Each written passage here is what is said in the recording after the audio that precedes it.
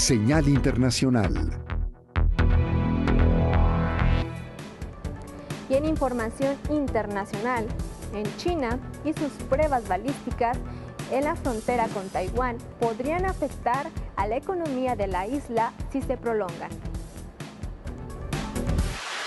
El Ministerio de Defensa de Taiwán ha informado de que está vigilando los alrededores de la isla en respuesta a las maniobras del ejército chino.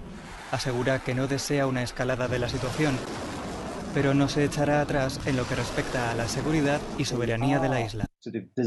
Los ejercicios militares de China están diseñados para proyectar miedo, para infundir miedo en los corazones de los taiwaneses, para crear esta idea de que la reunificación es inevitable, reforzada y apoyada en el poder duro.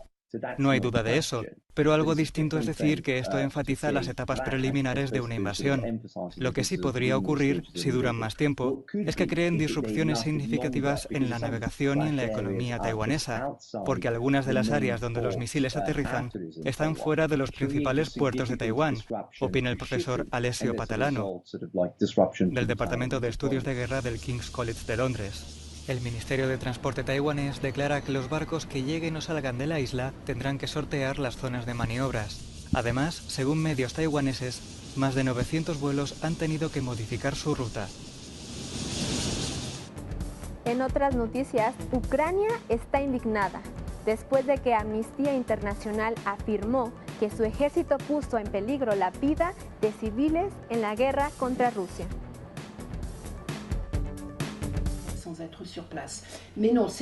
Amnistía Internacional acusó a Ucrania de poner en peligro la vida de civiles en la guerra contra Rusia. Según la organización, el ejército ucraniano violó el derecho internacional humanitario al establecer bases militares en escuelas y hospitales y lanzar ataques desde zonas pobladas para frenar la invasión de Moscú. El canciller de Ucrania declaró que estaba indignado por las acusaciones que definió como injustas. Este comportamiento de Amnistía Internacional no consiste en encontrar e informar de la verdad al mundo, sino en crear una falsa equivalencia entre el país que mata a cientos y miles de civiles, destruye ciudades y territorios, y un país que se defiende desesperadamente, que salva a su pueblo, que salva al continente de esta embestida.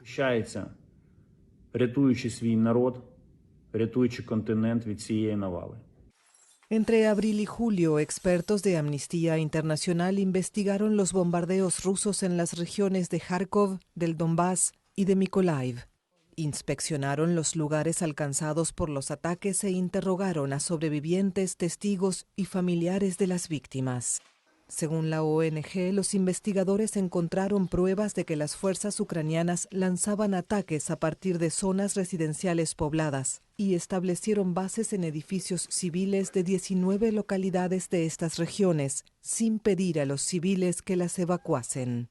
La organización apuntó que otras opciones, como operar desde bases militares o desde zonas boscosas, no habrían puesto en peligro a los civiles.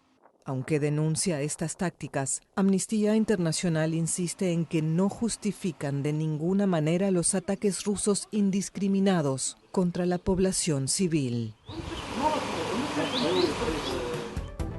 En más información, se registra un nuevo derrumbe en los hilos de Beirut, justo cuando se cumplen 2 años de la explosión en el puerto. Como ya se temía y sin que haya sido posible evitarlo, una buena parte de los hilos dañados por la explosión en el puerto de Beirut en 2020 ha acabado por derrumbarse, víctima del incendio desatado en su interior. El colapso coincide con el segundo aniversario de dicha explosión, que acabó con la vida de más de 200 personas y dejó cerca de 6.500 heridos. El derrumbe del silo coincidía a su vez con varias manifestaciones a lo largo de la capital del Líbano, en las que cientos de ciudadanos exigían justicia para los fallecidos en la tragedia de 2020. 3 marchas diferentes que cubrían el camino entre el Ministerio de Justicia, el puerto y el Parlamento, donde las fuerzas de seguridad se vieron obligadas a levantar barricadas. Hasta el momento poco ha avanzado la investigación sobre lo acontecido aquel 4 de agosto, y prácticamente ningún alto cargo ha rendido cuentas por lo sucedido. Lo que queda de los tristemente famosos hilos es el mejor recordatorio de una tragedia sin culpables, a la vez que la mejor muestra de la realidad de un país sumido en una profunda crisis política, económica y social.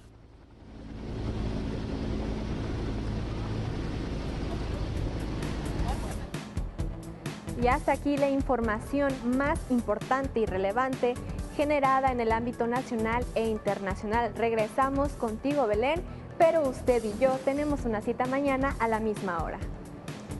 Muchas gracias, Lupita. Gracias por este recorrido por la información nacional e internacional. Muy buenas noches y que descansen.